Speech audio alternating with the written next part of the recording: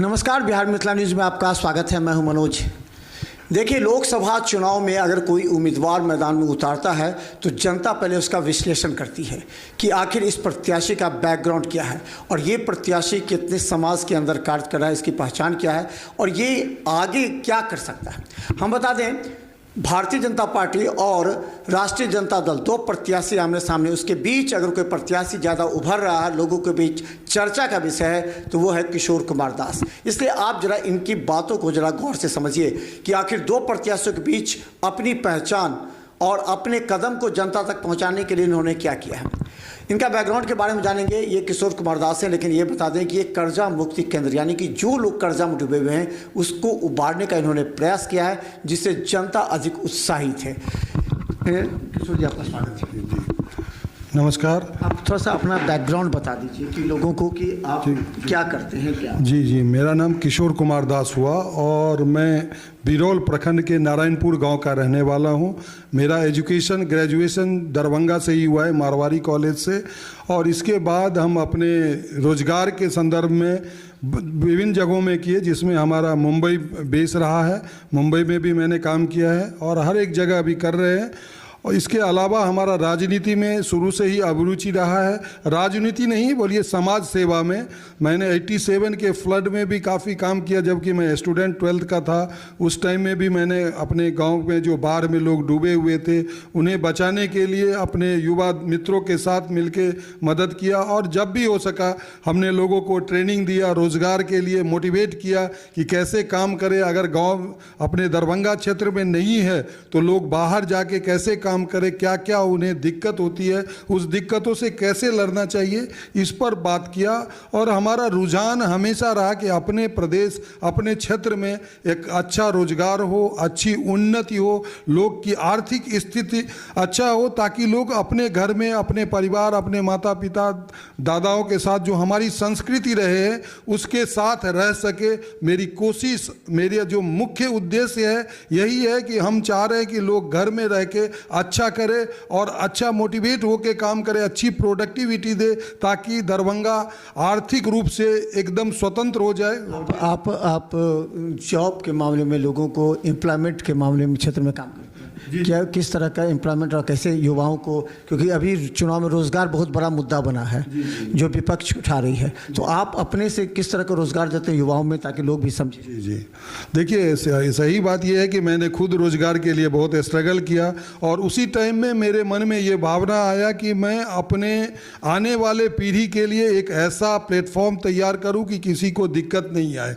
तो ये रोजगार के क्षेत्र में ही मैंने जुड़ा, और जो भी लोग परेशान दिखे उनमें कुछ जो डीमोटिवेट हो गए थे उन्हें हमने मोटिवेट किया, उन्हें कुछ ट्रेनिंग की ज़रूरत है तो ट्रेनिंग दिया। और आपको बता दें कि सरकारी क्षेत्र में हमने बहुत से लोगों को लगाया जो डाटा, अगर कंप्यूटर नहीं आता है तो मैंने उन्हें कंप्यूटर सिखाया, वर्ड, एक्सेल, पावर पॉइंट सिखाया, डाटा एंट्री का जॉब लगाया। अगर कोई इंजीनियर है, बहुत से इंजीनियर पढ़ के बेकार रहते हैं। अब जब हमने देखा तो एक इंजीनियर का जो लैंग्वेज होता है वो ड्राइंग होता है, और उन्हें ड्राइंग का बेसिक नॉलेज नहीं है, तो हमने उन्हें बोला आप पहले ड्राइंग सीख लो। अगर सॉफ्टवेयर इंजीनियर है तो कहाँ कम है, उस चीज़ को हमने सही किया उनके इंटरव्यू के दौरान, और उनको हमने मजबूत एक उम्मीदवार के रूप में हर एक जगह पेश किया। और इस तरह से आज तक में हमने 10,000 लोगों को एम्प्लॉयमेंट दिलवाया।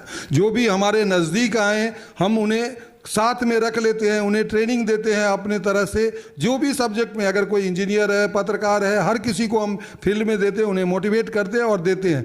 आगे का हमारा जो प्लानिंग है, हमारी पार्टी भी जो अखिल भारतीय परिवार पार्टी है वो चाहती है कि पूरे देश की जनता आर्थिक रूप से संपन्न हो, और यह आर्थिक रूप से संपन्न मतलब स्वतंत्र हो। आज हर आदमी का इनकम जो है कम से कम 1 लाख रुपया हो, ताकि वो किसी के बहकावे में नहीं आए। जो आज राजनेता लोग फ़ायदा उठा रहे हैं, हर एक जगह का राजनेता उम्मीदवार जनता को पसंद है या नहीं है, लेकिन पार्टी थोप रही है। उसका मुख्य कारण है कि वो जान रहे हैं कि 5 किलो चावल देंगे जनता खुश, जनता को बिजली का माफ़ कर देंगे जनता खुश, फिर 5 साल तक उनको सोना है, आराम करना है। इससे हमारी देश नीचे की तरफ जा रही है। इसलिए हम चाहते हैं कि आर्थिक रूप से स्वतंत्र हो। और इसके लिए एजुकेशन को सुधार लाना, एजुकेशन में जिसको जो रुचि है उस चीज़ का एजुकेशन दिलाएंगे। जैसे अगर कोई बच्चा मेडिकल राजनीति करना चाहता है तो उसे बचपन से हम राजनीति पढ़ाएंगे, राजनीति सिखाएंगे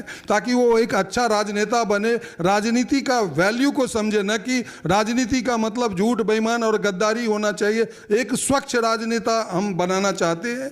और इसी तरह से अगर कोई डॉक्टर बने तो उसे ज़बरदस्ती का डॉक्टर नहीं, वो डॉक्टर का वैल्यू समझे कि हमें लोगों की जान बचाना है, हम उसके लिए कर रहे हैं, और अच्छे से अच्छे वो शोध करे, आगे तरक्की करे। मेरा कहना है कि जो जिस फील्ड में जाए वो तरक्की करे। और उसी में यानी कि आप रोजगार को लेकर के इस क्षेत्र में काम करते हैं। अच्छा, अब थोड़ा सा आ जाते हैं इस क्षेत्र, राजनीति के क्षेत्र में। राजनीति का कितना अनुभव है आपको?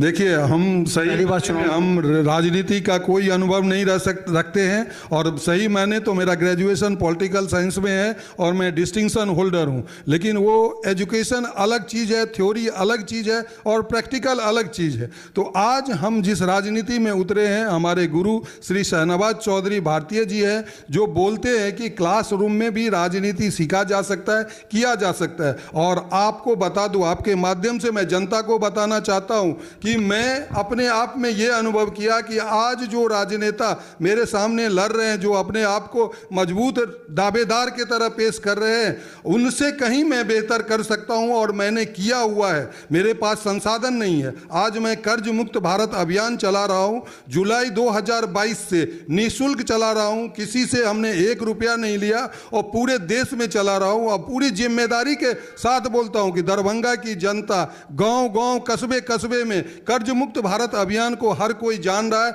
और आपको बता दूं कि जितने भी लोग हैं कर्जा से ग्रसित हैं, वो हमारे पास 100 के तादाद में 50-50 किलोमीटर दूर से लोग आते हैं, और उन्हें मैं सुरक्षा देता हूं। जो रिजर्व बैंक के रूल्स रेगुलेशन है कि किसी भी आदमी के पास कोई बिना नोटिस का बैंक नहीं भेज सकता है, किसी का भी सामान उठा के नहीं ले जा सकता है, किसी को प्रताड़ित नहीं कर सकता है, किसी के साथ गाली गलौज नहीं कर सकता है, किसी लेडीज के साथ कोई जेंट्स जाके बदतमीजी नहीं कर सकता है। ये सब रिजर्व बैंक के गाइडलाइंस हैं। लेकिन आज जो रिकवरी एजेंट है, रात भर 10-10 बजे, 11-11 बजे में 10-10 आदमी बैठे रहते हैं लेडीज महिला के घर में, उनके इज्जत आबरू को खतरा है। तो ऐसे में भी हम लड़ाई लड़ रहे हैं। हम उन रिकवरी वाले को, जो कि रिजर्व बैंक के खिलाफ, रूल्स के खिलाफ काम कर रहे हैं, हमने पुलिस में भी बात दिया, लेकिन पुलिस भी इस चीज़ में बहुत अधिक इंटरफेयर नहीं कर पा रही, लोगों को प्रोटेक्ट नहीं कर पा रही है। और रिकवरी वाले की हिम्मत इतना बढ़ गई थी, जब हमने अभियान नहीं चलाया था,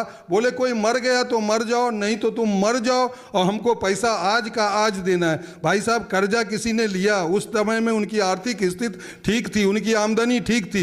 अगर आप आंकड़ा निकाले या अगल बगल में कहीं भी जाके देखें, हर किसी की आमदनी घटी है।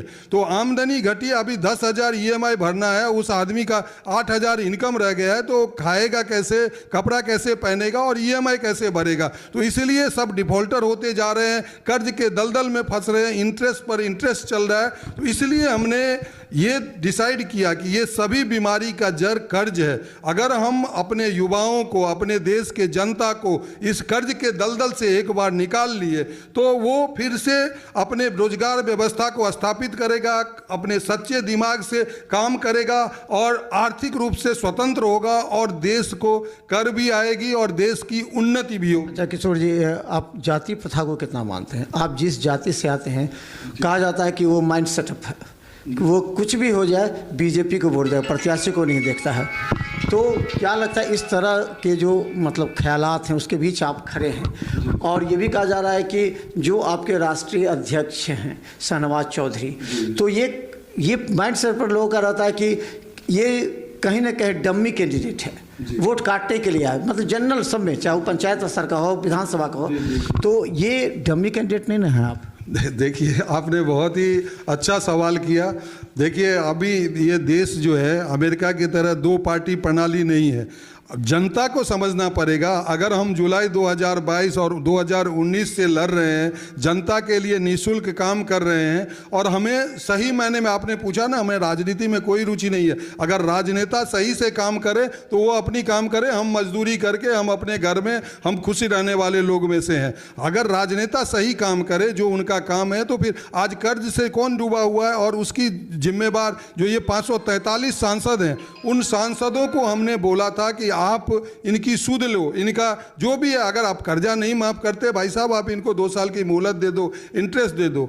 अब बात रही आपकी, जो लोग बोलते हैं वोट कटुआ, ये तो एक बहुत ही आम शब्द हो गया। अगर कोई युवक अपना हिम्मत करके आगे आ रहा है तो लोगों को प्रोत्साहन देना चाहिए कि हमने, ये नेता कहते हैं, जनता नहीं कहती, नेता का शब्द होता है। हाँ, ये नेता का ही शब्द है। नेता ही जो अपने कुछ लोगों को बना के रखते हैं। जनता में तो हमारा बहुत अच्छा मांग है। हम आपको बता रहे हैं कि हमारे पास 1 मिनट का समय नहीं है। जनता हमें जगह जगह दूर दूर से बुला रही है, जिन्हें हमने आफियत, आप बता सकते हैं कि मेरे पास अभी 50 कार्यकर्ता हैं जिन्हें मैंने कर्जा से मुक्ति दिलाया या कर्जा में उन्हें मोटिवेट किया। वो हमारे लिए दिन रात काम कर रहे हैं, 1 पैसा नहीं ले रहे हैं, और रात के 12 बजे 1 बजे तक काम कर रहे हैं। अच्छा किशोर जी, आपका फोकस 6 विधानसभा है इस लोकसभा में, और 6 विधानसभा पर आप पहली बार आए हैं, तो कौन सा विधानसभा ऐसा है जहां आपको लग रहा है कि यहाँ हमारी लोकप्रियता है, लोग हमको पहचानते हैं, लोग हमको वोटिंग करेंगे, तो कौन सा विधानसभा आपको आ रहा है?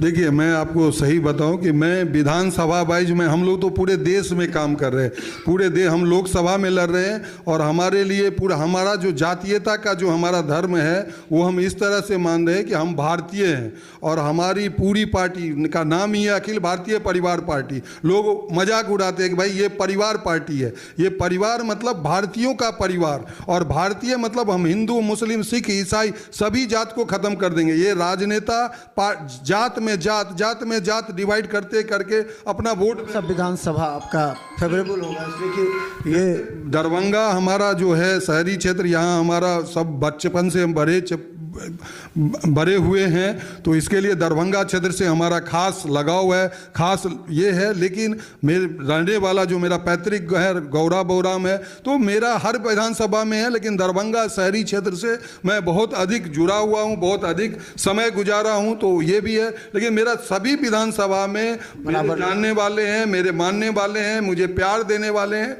और मैं उम्मीद करता हूँ, लोग तो ये सोच रहे हैं कि ये दोनों बहुत बड़े शक्तिशाली है, लेकिन हो सकता है कि जनता का कुछ फैसला और हो, और अच्छी फैसला आप लोग को देखने के लिए मिलेगा। अच्छा, एक अंतिम सवाल।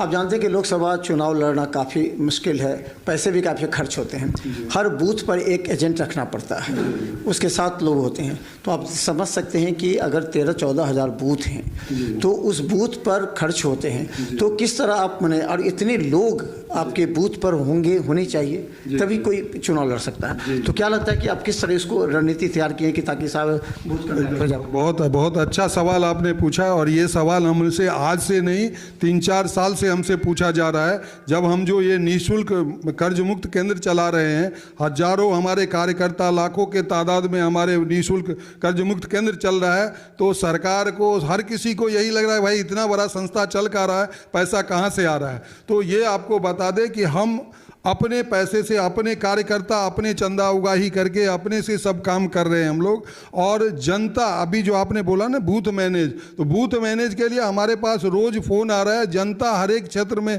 तैयार है और वो करेंगे, हमें इसमें एक पैसा खर्चा करने की जरूरत नहीं है, सामने से आ रही है। देखिए ये क्रांति का रूप लेते जा रहा है, जनता इसमें एक क्रांतिकारी के तरह भाग ले रहा है, उन्हें समझ में आ रहा है कि कौन हमारे लिए लड़ाई लड़ रहा है, तो इसके लिए हमें पूरी समर्थन मिल रहा है। और मेरा पोलिंग एजेंट और जो भी है वो वही काम करेंगे, और ऑलरेडी सब खुद से तय कर, एक आदमी ने 10-10 आदमी को तय करके रखा है। तो धन्यवाद।